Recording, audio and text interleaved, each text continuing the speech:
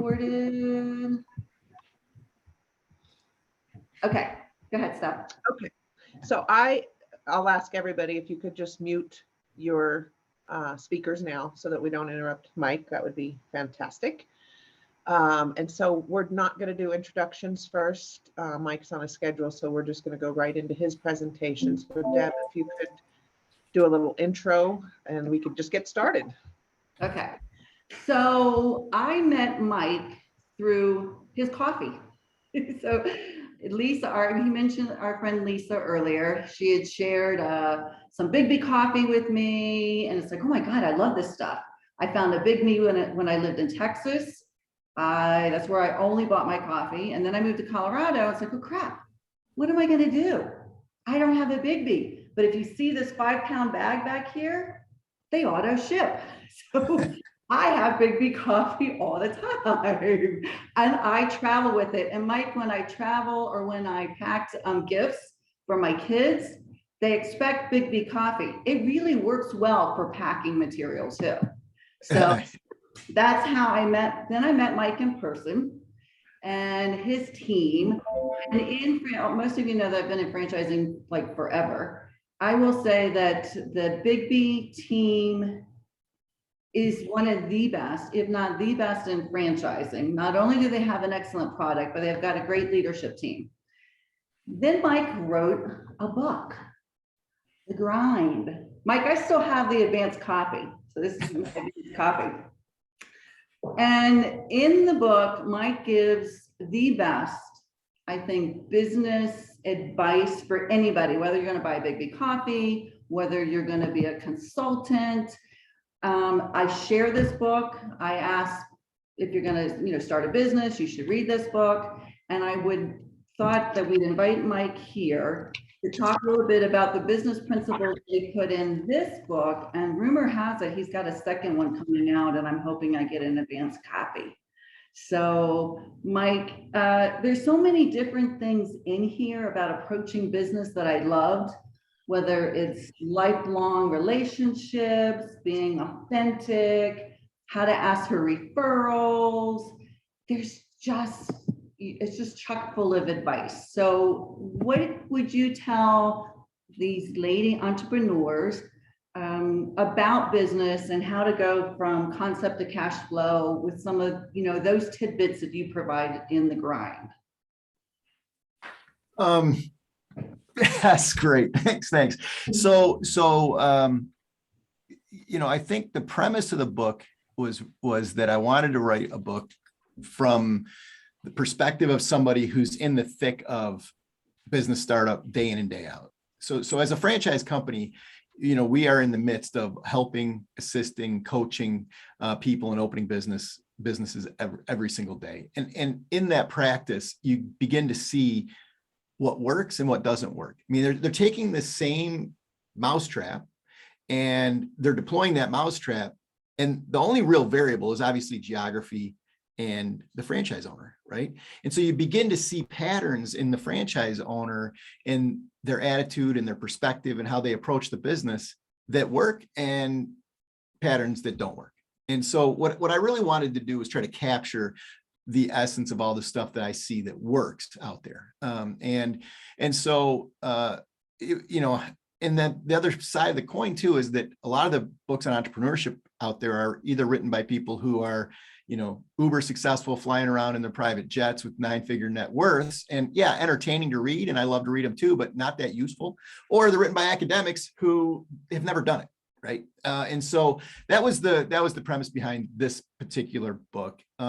There's some principles in here that I really believe in and that I don't see talked about very often other places. And what the primary premise of chapter 1 is that we all do an enormous amount of work in exploring a new business. We do a ton of due diligence on things like the marketplace, consumer behavior, pricing, whatever it might be, real estate, whatever kind of business you're exploring. There's a laundry list of things that we all feel compelled to do, quote, due diligence on. The biggest that I've never seen on that due diligence list, a self-examination on whether you can be a successful entrepreneur. And you are the most important component to whether your business is going to be successful or not. It's not the product, right? It's not the market. It's not the Estee Lauder. I think Estee Lauder said, it's one of the greatest quotes I've heard in business and relation entrepreneurship. If the product doesn't sell, it's not the product's fault. And I've always believed that that's true, right? And we as entrepreneurs, I shouldn't say we, I think many people as entrepreneurs, they look at it like that they're trying to line themselves up with a product or an offering that is going to sell itself, that they're not going to have to worry about the revenue generation piece of it. 80% of the energy that any of us put into a new business has to be about generating revenue. And if you aren't prepared and you aren't in that mindset, I think you're going to struggle, right? And so chapter 1 is really sort of the bullet points on due diligence of you as the entrepreneur. Are you ready for what it's going to take to be successful in the business? And I've helped over 200 people open businesses at this point, and I've never one time ever had somebody walk up to me, 18, 24, 36 months in and say, boy, that was easier than I thought it was going to be. Right? It's hard. We all know that. Everybody on this call knows it's super, super hard. And so that was the premise of chapter 1. The premise of chapter 2 is just, you have to be, your mentality has to be that of, selling every single day, selling, figuring out how to generate more revenue. We have a catchphrase in our company that is revenue solves all problems in business, right? Revenue solves all problems. If you have the revenue, if you have the cash, you can most likely figure out the problem, right? So the title of the book that I wanted to call it was Sell More Shit. They talked me down from that, and they made me put that in as a chapter 2 title, because that's the title of chapter 2. Anyway, so I just believe in that firmly. There's a professor, I think he's at the Tufts School now, Amir Bide. He did a work called The Economics of New Business, and it's an academic work, pretty dry. But he studied the Inc. 500 fastest growing companies over a 20-year span. And he just devoured that data. And the most amazing statistic that came out of that work for me was that 85% of the Inc. 500 CEOs consider themselves the only or primary salesperson in the organization at the start. So, and that's my story. I was the franchise sales guy in our company for 15 years. And I just did that every day, all day. I sold. It's not sexy. It's not glamorous. Most people don't like the thought of being a quote car salesman. But sorry. And so then move on into, other things, like if you aren't obsessed with the customer experience. Everybody talks about, customer service, and I believe in customer service. I'm not talking about good customer service here. I'm talking about an obsession with how that person feels after they've interacted with your organization, like that they are in love with you. And if that isn't your obsession, again, I think you're going to have some potholes in the way. And I hear all the time, we believe in good customer service. Oh, I mean, who doesn't? Like, if you're going to be an entrepreneur, you're going to own a business. Are you going to say, I don't really believe in good customer service. I just don't think it's necessary. Right. But like, good customer service is such a low bar. And what I want to do is I want every single person that interacts with my organization every minute of every single day to walk away saying, I love that company. And what do you need to? Mike, can I ask you something? So in the book, you point out something that I think is really, really difficult for most entrepreneurs to do, and that's to ask for the referral. I'm a true BIGGBY ambassador. You don't have to ask me for the referral or the recommendation, but sometimes we have to reach out and ask, hey, you said you love my product or you love my service. It's hard. It's really hard for us to do. I think it's ego, right? And I think the reason why people don't want to is they don't want other people to think that they actually need the business. right? And so ego gets in the way. Like for you to say, hey, you know, I would really love for you to refer me to, you know, your friends and family or whatever. Basically, you're saying I need more business. And for some reason, I think that gets in some people's way, right? Like there's some kind of a knock on you if your business isn't successful enough that you don't need to ask for business. Now, I mean, I'm 26 years in, and you know, we built a nice company here, and I still ask for every freaking referral I can possibly. and this is how I like to phrase it, and this is how I write in the book is I'll say to somebody, you know, Deb, you love my company, right? You love me, you love my company. Right, absolutely. Cool. Like, I mean, you know, what I need is I would love for you to refer me to your friends and family. You know, Deb, that if you do that and they walk into my store, I'm going to take care of them, and I'm going to make the biggest deal out of them, and they're going to feel so special, and they're going to love the fact that you referred me. Right. So you have to ask people, and I don't understand the mentality of not. I guess for me, I'm always wanting to grow. Like, I mean, I am always wanting to grow. So yeah, are we selling a bunch of coffee right now? Yeah, we're selling a lot of coffee in the world, but I want to sell 3 times as much coffee. Why? I have no idea. That's just the entrepreneurial way. You're never settled, right? You're always trying to grow. One of the primary ways you grow is by getting the people that love you to refer you to others. Right. And I know, as an example, if my brother says to me, who lives in the same town I do, hey, have you tried that new restaurant X, Y, and Z over on whatever road? They just opened like a month ago. Oh my gosh, we were in there. We had the most amazing experience. The likelihood that I'm going to try that restaurant, super, super high, right? If I don't get that referral from my brother, there's no way I'm ever going to end up in that restaurant. And referrals by word of mouth, I assume, is your best advertising. So a lot of times we're approached as business people, oh, you need to spend a lot of money on advertising, you need to do social media, you need to do all of this. But in fact, if they just work hard on their referrals and the word of mouth, isn't that your best advertising revenue? I think so. I do, you know, and everybody talks about advertising, and right now it's all, you know, you have to have this social media presence, and it has to be strong and powerful and authentic. And yeah, I mean, sure, of course you do. But, you know, this leads to the concept of obsession with the customer, because if you advertise and then the customer engages you and then they don't have a mind-blowingly positive experience, that's just wasted money on the advertising side, because they're not going to come back. Right. And that's why that is so important, that full circle nature of the obsession with the customer. And, you know, I write in the book, I make an analogy between when that customer approaches you, you have to feel in your soul, that feeling you used to have. Well, maybe we still have, about when you crush on somebody, right? And so, like, when you crush on somebody, like you're watching every single move they make, you're watching every twitch, every word that comes out of their mouth is like super important to you. And if that isn't the way you feel about that customer, I worry, right? Because I mean, that's the level of engagement that we need to have.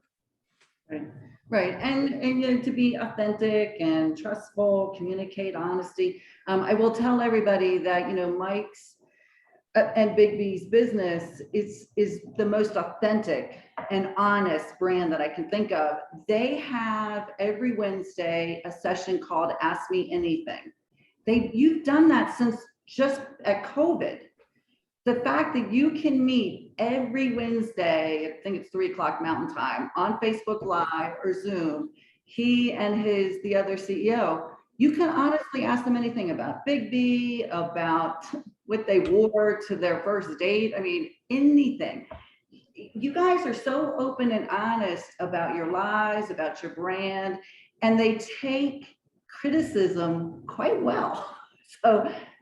So speaking, you know, of criticism, you learn from that as a business owner. Yeah, I got a little traction in the last year around a concept that I think it was either Inc. magazine or Forbes did an article on what I call the CEO disease.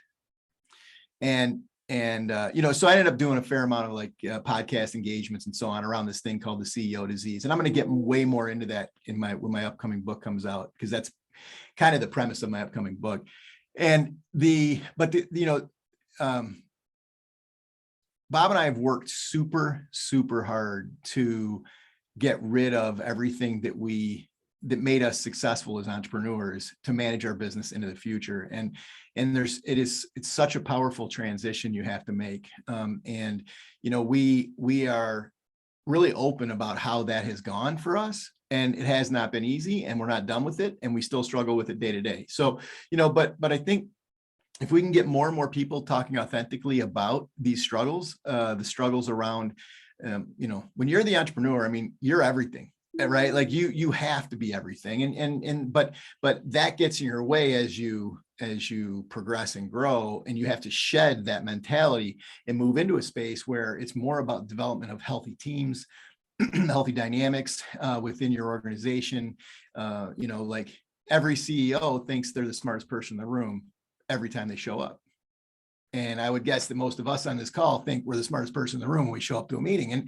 And like, you just have to admit that out loud. Like, yeah, you know what? I do think my idea is better than the person who started 6 months ago in our organization. I do. But you know what? It's not. And so that's where you have to get to. And there's all kinds of things that we're working on. And it's hard, right? That's why so many companies struggle to make the transition from entrepreneurship, sustainability into legacy, because, it is agonizing. But for us, I mean, we've been really fortunate to bring in some amazing people that are really helping us with that we trust inherently. Good. Yeah, and COVID hit you guys as well as it's hit all of us, and customer retention and trying to keep businesses alive. Do you see that it's getting any better as a business owner? Well, we were really fortunate. It did not impact us. I mean, it did right at the beginning, the first 4 weeks. We saw some pretty significant revenue declines, but 6-7 weeks in to COVID, we were in positive same-store sales growth, and the coffee shop was a place that, I mean, frankly, it boomed during COVID, because it was a place that you could go out, you could go through the drive-through, you could pick up a latte, and you had 4 minutes of normal in your life. And so we've been very, very fortunate, from a revenue perspective. I think we were seeing last fourth quarter, we were seeing 24 to 28% same store sales increases. So anyway, we were not a casualty of COVID at all. In the franchise sales, when there's insecurity in the world, franchise companies sell a lot of contracts because people want to bring their life under their control, and they see franchising as a real opportunity to do that. And so we're a 277 unit chain right now, but we have 151 stores under contract to be opened, and that's like a pretty mind-blowing number. Amazing. But you still don't have one in Colorado. Not yet. Well, I know your franchise development director will not open one in Colorado until she gets more than one. So you know her well. I know you well. If anybody wants to read my book, I'm willing to share it. I think Mike's got a huge amount of basic principles in there that we haven't even covered this morning. Does anybody have any questions for Mike? Or Mike, do you have anything, tidbits, again, on your new book? When's it coming out? Well, I should be finishing the manuscript, I would say, in the next 2 weeks. It should be done. Not done. I mean, the first version's done, so then it goes into the editing process. We're hoping, mid-year next year, somewhere in that range. And I've got this coming January 2nd. We are launching what's called the Grind Score. And so it's an online, it's a web application where you go on and you answer 24 questions, and it'll give you a percentage likelihood of success as an entrepreneur. And it's meant to be somewhat tongue in cheek, but really it's hopefully to start to drive some conversations that I think are important conversations that people that want to be entrepreneurs, or even people that are entrepreneurs, maybe should be having, with themselves or with their partners, whatever it might be. So I'm really excited to launch that. I don't know. I mean, you launch new products and we'll see how it goes. Terrific. Well, wish you the best. Does anybody have any questions for Mike before we let him go about his day? Oh, Mike, and you're gonna do a shirt. It's called Coffee Saves Lives. Between my coffee and my wine, I don't know what I would do. Let's see.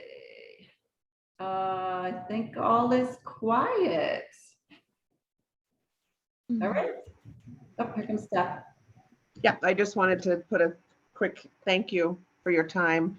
I just went on to LinkedIn to follow you, and so I encourage everybody to get on there and see what he's up to, and you can kind of track when his book is coming out. So thank you so much. My pleasure. Yeah, thanks everybody. Thank you, Mike. You have a good day, and please tell everybody I said hello. I will. Thank you. Take care. Bye, Mike. Bye-bye. Thanks. Oh, and he's got- Okay. All right. So yeah, that was very interesting, and I like the thought of just everybody, going into their situations, their selling and marketing situations with the confidence that we all need and should have, and it's as women going into certain situations, sometimes that's difficult. So, and it's the passion that you have to have. That's what I see about BIGGBY, and anybody that is part of the BIGGBY organization, they feel so strongly about their brand and what they're delivering that they just exude this confidence, and it's contagious. So I think, as a business owner, I used to do that with social media. I just believe so strongly in it that it was hard for somebody to argue with me and say, no, it won't work. So I just think we all need to believe more in ourselves. which, again, at times that's difficult for people. But to be a business owner, that is certainly something that everybody should work on. I see Cindy and Rachel have their hands up. Yeah, I just wanted to say that, I thought the sentiment about asking for referrals was worth the price of admission, particularly for some of us who might be, I don't know, semi-retired or in a different type of business. But I went out a few months, probably 6 months ago, and asked all my coaching clients and my yoga students, I went to them individually and asked them for referrals. And I can actually attest to the fact that it was really hard for my ego, because there was a piece of me that thought, well, if they like what I do, they should just go to my website. Like, I sent this general, gee, I'd love you to write a referral, and nobody did anything, right? So then I specifically asked them, and people wrote really wonderful things for my website. And I actually got 3 referrals for coaching clients. And it wasn't because I had to force them to do it. It was because, people's attention is very scattered. So when you have that personal relationship with them and you ask them, they're willing to do it. But if you just think like, oh, maybe they'll write me a referral, maybe they'll think of me in the middle of their ridiculously busy day, that doesn't happen. So I just I'm so glad you didn't give up. I mean, look what you got for not giving up. That's great. Yeah, and it was hard on my ego, because there was this part of me that thinks, oh yeah, it would have been very easy. It would have been very easy just to walk away from the whole project and redirect somewhere else, but you didn't. Yeah, so now I'm thinking, okay, that was 6 months ago, and I got a bunch of referrals, and now what, right? So I think even, when he first started talking, I thought, wow, this is an admirable guy, but what does the coffee business have to do with what I'm doing? And then as I listened, I thought, oh, there's some pretty good tidbits here for all of us. You don't, Yeah.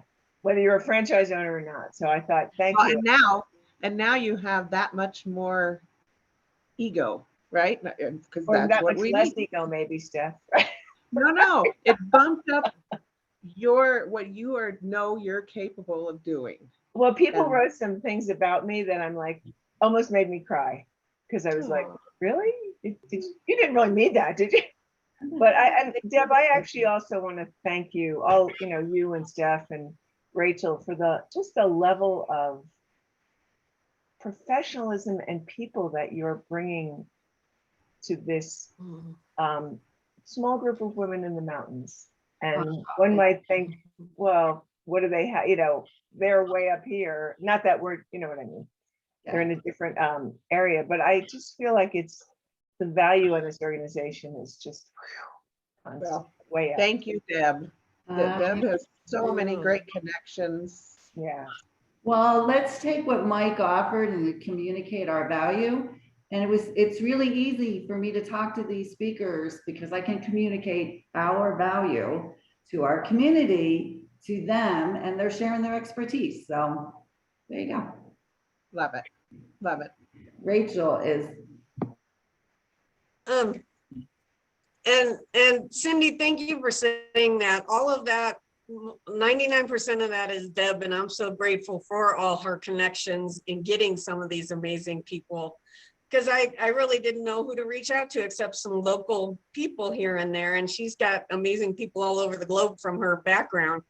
So thank you, Deb, too, for being such a great asset and help to all of us. Again, about what Mike said, something that I thought about too. It is hard to say, hi, I need more customers, refer me. And a brilliant thing popped into my mind out of the blue, as crazy as my mind is at times. I could flip it to something positive. I'm trying to focus my business this winter on more canvas painting parties.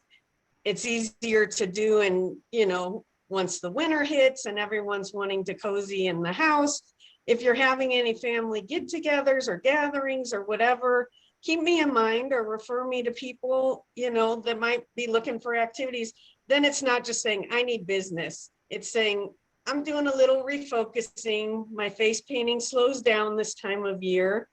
And I mean, that was such a brilliant idea. It's so easy, but something I hadn't thought of. And I'm going to try to find time this weekend when I'm recovering from my COVID booster Friday and sitting at home most of the weekend to send out some emails to some of my clients. What would it hurt? And I love that he does the ask me anything thing. I don't know how to go about it or post it on my Facebook as a quiz or something, but I'm not just Rachel the face painter. He probably has information on his LinkedIn page. So if you go there, I bet you on what he does and how to do that. Yeah, I just love that idea because a lot of people see me at events in the community and think I'm just a face painter. They don't happen to know I do murals. Right. I do shadow boxes for people. Right. I do whatever weird. I did umbrellas for a wedding party that had a special hand painted thing on them. I'll do whatever people want that's creative, and I need to let that be known and put that out there too. So Rachel, the way they do it is they do a Facebook Live and a Zoom every Wednesday at specific times, so you can just log in. But I would suggest for you, maybe do a Facebook Live of what you actually do, and then during that, remember they've got a following of thousands, so there's hundreds of people. Yeah, so it's different. Yeah, it's different to apply it to my little small scale. Yeah, but I'm sure there's something we can come up with that you could do something very similar, but you have to be willing to be open and honest, because I mean, oh yeah, anything is just outrageous. One of my favorite sayings is people who have nothing to hide, hide nothing. So I don't have a problem with that. But that was cool. He gave us some really neat ideas. And I was thinking the same thing as Cindy at first. What's this big corporate Starbucks BIGGBY's guy gonna, gonna say that might apply to my little dinky mountain business? And he was amazing. Yeah. I gotta run soon. I love you guys. I know the ladies will make some other important announcements about stuff coming up. But this was awesome. Thank you so much. I can't wait for everything new in the new year. Okay. Okay. Pat has a, Bye. bye. Bye, Bye, Rachel. guys. I just wanted to say about the referrals. My business is basically referrals. And last year I'd hired somebody to do all this social media and it really didn't work. Nobody's going to come up to me and say, here's my money, just because they saw me on Facebook. But I started writing a letter because it was like, I don't think people really know all the different things that I do and can bring value to them. So put it in there, but also with I'm here to help you. If you've got questions, if you know of anyone. And every time I sent out two, I got one business out of it. It was the best year I've ever had. So, because I couldn't go up to somebody and say, refer me. It's just not me. But writing this letter, and it was even hard to mail. It sat here for a couple days before I put the first one in the mail. Because it was like putting me out there. And I think there's a book about the secret thoughts of successful women. And that's one of the things, that we are afraid to put ourselves out there. But the letter thing worked for me. It was about as passive as I could get. So anyway, and I don't know if you had it on the schedule stuff, but Karen had asked to speak today. I don't know if she's prepared to do that or not, but with her jewelry. Karen, are you interested in showing us some beautiful stuff? You're muted. You're muted. Oh, nope, she's still muted. Yeah, you gotta take your mute off. So hit that unmute button. No. Karen, you're muted.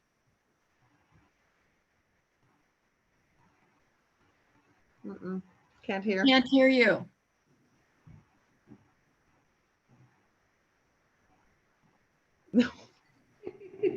So Karen, look at your screen and by your picture, there should be a blue, I think it's a blue that says mute or unmute. There. Okay, how's that? Is that on? Yay. Okay. Oh, my husband would love that trick. Anyway, I didn't know I was on for today, but I would love to just, yeah, I know.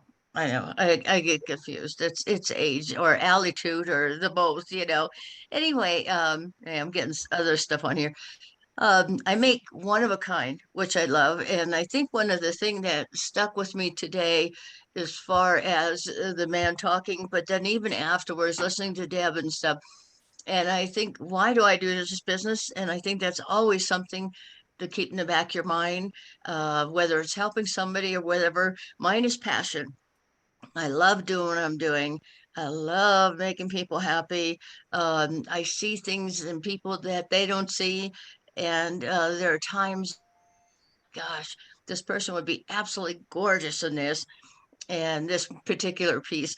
And it's real fascinating to see that some people will step out of their comfort zone and they never were having big things, but all of a sudden they're wearing big things. Sometimes they wear big things on usually when I see them, and all of a sudden they're wearing light and delicate. And it's funny. I watched my mom one time. She was a hairdresser, and when she would work with somebody and try to do what they wanted, she did. It's not what they wanted. So next time they would come in, they said, like to do something different. Well, that's exactly what she did. And they walked out, they were extremely happy. And it's just, sometimes you have to step out a little bit and try the unusual, try something different, and see if you're out of your comfort zone. But with my business, I can show you millions of pieces, but I do have a website, and that is public for everybody. And I do that. I am on the Facebook with y'all, and whatever you want, you let me know. If it's on the website, I have it in my hands. If it's not on the website, and there's a lot, because I have 3 stores, so a lot of it is out there. And I'm at A Bagata, and up in Conifer, and there's a glass case when you walk in, and it's all lit up, and you can see that, and look at the things that I'm offering the store 10% off. So for my customers and that, so that helps a little bit around this time of the year. And I'm also at Touch of Colorado in Belmar, very, very classy store, and it's all Colorado artisans. And I can refer anybody that would like to put stuff in there. I can, you can use my name to go into that. It's well worth it. People are great to work with, and it's a lot of traffic there, which is really helps. And then surprisingly, I'm up at the Colorado Furniture up in Conifer, and it was funny. It just kind of evolved. We went in there because I love the store. So anyway, the girl in there happened to be a customer of mine from way back when I used to do the shows at the Elks Club. They had the big Christmas shows, and she bought many, many of my pieces, and we finally connected. And so she said, "Well, I've been wanting to have some jewelry up there," and I said, "Okay, fine. You know, I don't see jewelry in a furniture store. Why not?" And so I put some things up there that would add to her business. It fit right in, type of thing. So I enjoyed doing that, and it was fun. And they did sell a piece, which is great.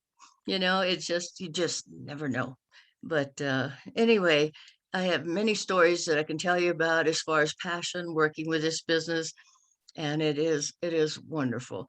I've worked at this business for 21 years, and I retailed, wholesaled, and I also did wholesaling across the United States, and I did retailing across the states.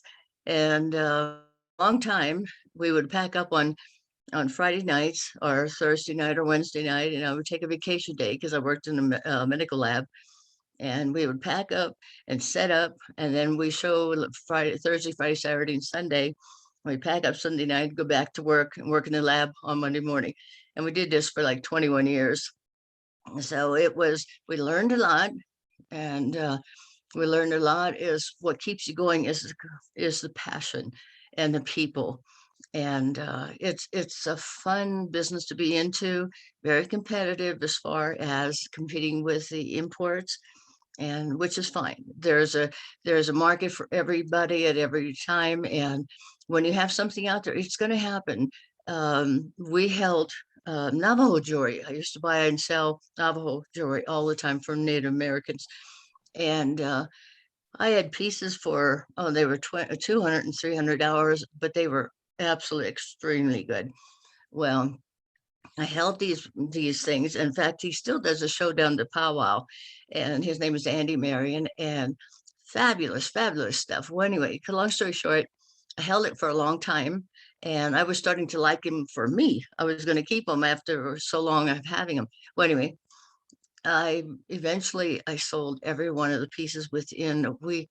Bam, bam, bam, bam, bam. They all went. So for every piece I make, there is a market out there. There is somebody that will buy it if you hang on to it long enough. And with business, if you're in business long enough, just hang in there, keep the passion going, that you're going to help somebody, because you never know when it really hits somebody the right way. So just don't give up on yourselves and your business. And that's all I can basically say. As far as my jewelry, it's just a passion of love. And if you'd like to see anything, just check my website. And I do give members of the MWinB a discount that I wouldn't give anybody else, but it has to be the MWinB memberships. And I'll be more than happy to work out a discount for you. But so if I can help you, but I have one piece on now. I don't know if you can see it. This is one that I made a long time ago, and I just love it. It's just turquoise, and it has black onyx on it, and then the earrings usually match. And I usually always make earrings, whether you have pierced ears or not. You can always give them away, because once you sell the necklace without the earrings, you can't come back and get it. Or if you buy the earrings, then you want your necklace.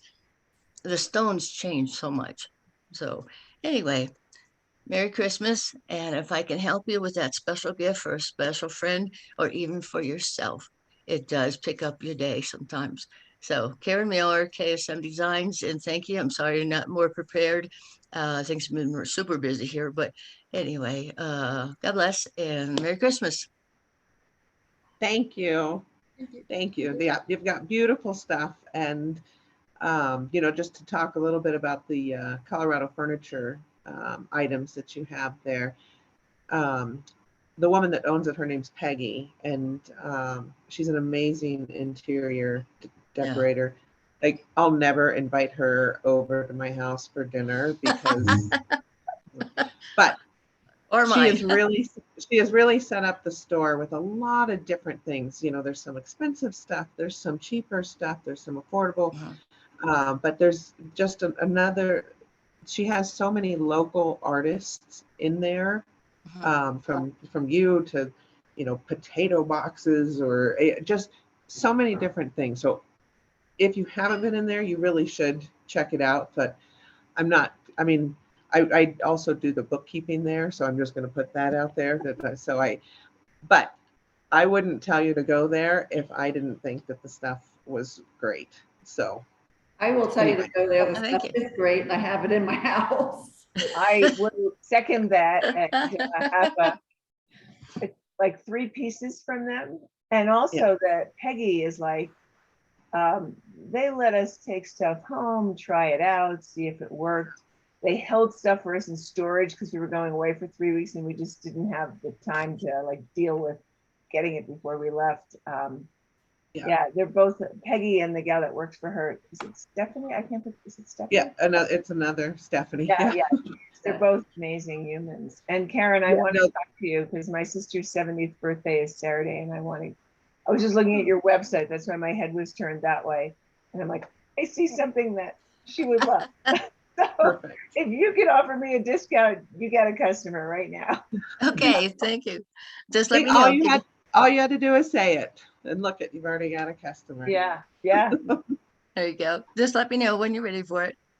Today, so maybe after this call, stick your phone number in here so I don't have to look it up, and I'll give you a call. Okay. If you want to text me or email me, that's a little bit better because my hearing is always an issue on the phone. So that's why. But if you want to email or text, we'll get right with it because Okay. it is online, and it can go just like that. So I will pull that as soon as I know which one it is. Okay, can you throw your phone number in there? I know it's in the Excel spreadsheet that is somewhere in the annals of my computer, but Right. Yes, I can get that to you. It's do you want it now? mm. Here, you just say it. Just say it, Karen, and I'll type it out. Go ahead. Okay. 303-229-4766. And that's my you can text that. Awesome. Okay. Okay, and so we also put your website information and your Facebook information in the chat, so that's Good. Available for everybody.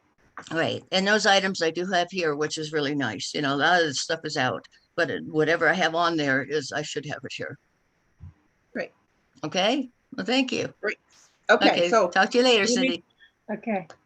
Let me just, I just wanted to do a quick little shout out to Lisa. I got my business holiday cards, and let me see if I can get this in here. Yes, there you go. And so it's just a 1-page thing. I can just flip it in the envelope, off it goes. Great paper. So loving it. So thank you, Lisa, for all your help in getting that put together for me. You're welcome. You know, Mike, that really hit home when Mike said how important the customer experience is, not just customer service. Because when you held up that card when we first got on the call, that just like gave me this feeling of satisfaction and warmth, and because I love that part. So yeah. You definitely help. Awesome. No question. No You're question. welcome. Okay, anybody have anything else? I know we didn't do introductions, but Cindy, what you got? Well, I'll just throw this in there in the interest of promoting myself. Do it. I just want to let everybody know, by the way, if you're interested in doing privates and semi-privates yoga in my studio in person, I am absolutely doing that for people who are vaccinated, and still doing Zoom on Saturday mornings. But I'm starting a 6-week mindfulness meditation class. It'll be in February. More details to come on the exact time, through Jeffco Park and Recs. And I'm really, really excited about this because my ultimate goal is actually to teach to individuals. I want to teach to, I'm sort of in that 50+ marketplace, although younger than that, it's fine too. And that's a great start. And I also would love to teach to first responders. So getting some exposure in the county, I'm over the moon. And that came from a referral. There's a gal who comes to my yoga class who's a Pilates instructor who used to run their mind body program. And she and I started trading Pilates for yoga. And I mentioned offhandedly that I needed to find a home to do a class next to. And she's like, oh, call this person. And I called them and they said, oh my goodness, we were just thinking about adding meditation to our mind body offerings, but we just started talking about it. I can't believe you emailed me. So talk about serendipity, but also talk about asking. Like, I was shocked, you know. So, and it's really actually a long-term goal of mine to eventually teach mindfulness to first responders and things like that. And what better way to do that is through the county. So, but we're starting here. So it'll be 6 weeks. It'll be down at the rec center, one of the rec centers in Littleton. I'm not sure which one. And there'll be a Zoom link also for people who aren't comfortable maybe coming in person, or, you know, given if the winter ever gets here, right? So given winter weather, sometimes there's an alternative. So I just wanted to let you guys know that, and stay as soon as I have all the dates set, I'll send out a flyer and include, Deb is so good about, and Rachel, about forwarding my flyers. So Yes, indeed. Perfect. Okay, so Deb, do you want to talk a little bit about the holiday party, the cookie exchange?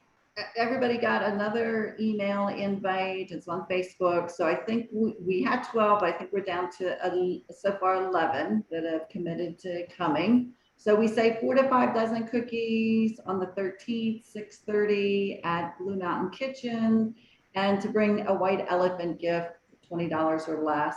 I have mine already, and I actually bought from somebody local within the group. So yeah. It should be fun. I don't know what the Jeffco restrictions are. Since this Jeffco, do we all have to wear a mask inside? I'll have my mask ready. I'm thinking that we do. I'll ask Jody with Blue Mountain, but it'd probably be safe just to have them. We need to wear those, but it should be fun.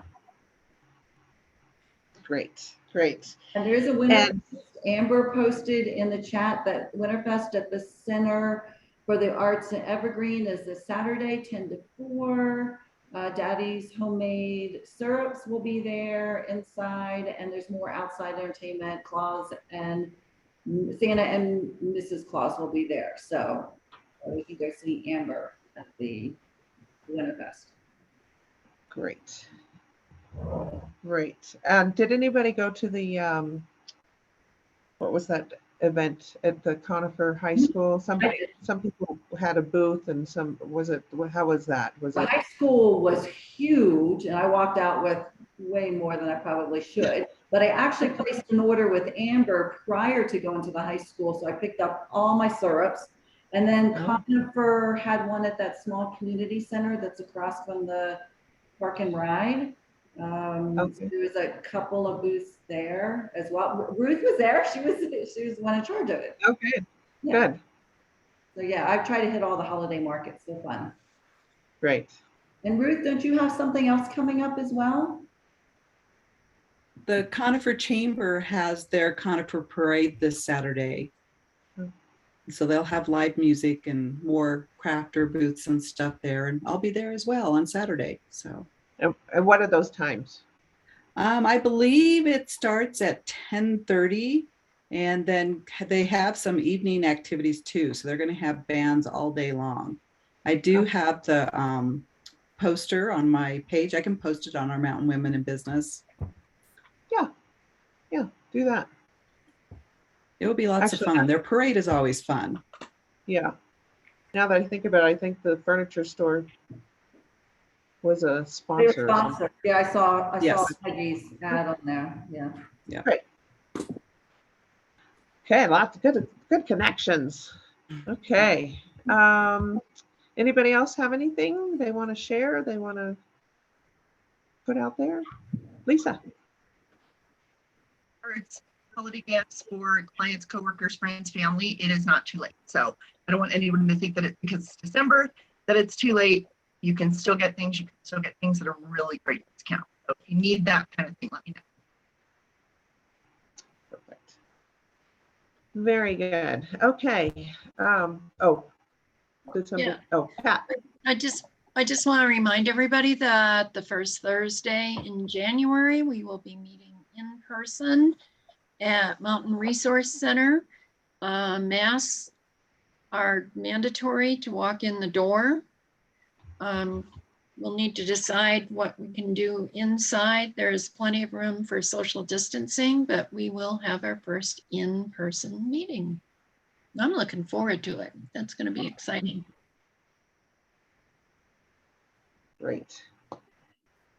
All right. So are we doing then for 2022? We're going to do one in-person meeting, one Zoom meeting. Is that? Yeah, I have a letter that's ready to go out to everybody tomorrow that will give the dates and how we're going to be structuring everything. In-person meeting. Yeah, I got it all ready. Of course you do. Thank you. Thank you. Okay. Let's see. So I'm not sure. Do we want to go through introductions, or I mean, I kind of feel talked out. we covered a lot of great stuff. Like, I am moving forward today feeling good and a little ego going. So It was good to see everybody. We'll see you at the exchange. This is our last Zoom meeting for 2021. Yes. So happy holidays if we don't see everybody soon. Yes. Happy Okay. holidays.